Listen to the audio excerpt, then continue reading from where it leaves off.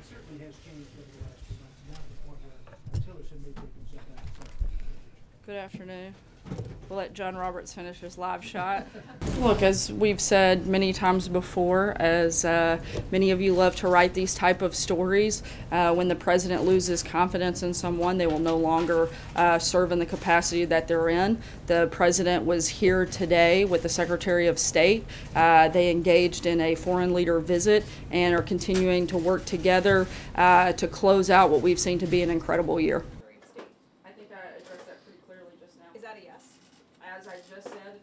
I think I addressed that pretty clearly just now. Is that a yes? As I just said, and as we've said many times before, when it comes to questions like this of senior staff and cabinet secretaries, when the president loses confidence in somebody, they'll no longer be here. As the president said on the record, and several of you were in the room in the Oval today, the Secretary of State is here, and we're working hard to get big things accomplished and close out what's already been a very strong and positive year.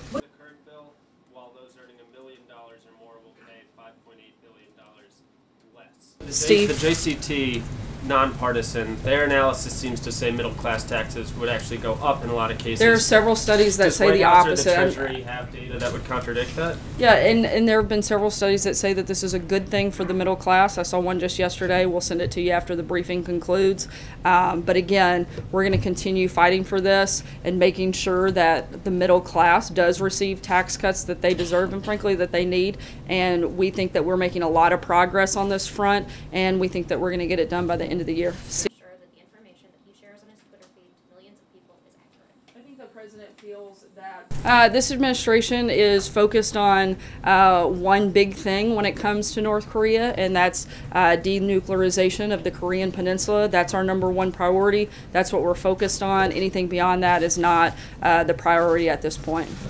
Years ago, why did President Trump think it was appropriate to seemingly reference this? I think the president feels that bringing up important issues of our time, like extreme violence and terrorism, are important to do. That was what he was doing in that process, and I think he's going to continue to do that in a number of venues, whether it's through speeches, whether it's through Twitter or other social media platforms. Sitting here in a meeting today, working hard to carry out the president's agenda. Look, I think what he's done is elevate the conversation to talk about a real issue and a real threat, and that's extreme violence and extreme terrorism, something that we know to be very real and something the president feels strongly about talking about and bringing up and making sure is an issue every single day, that we're looking at the best ways to protect Americans.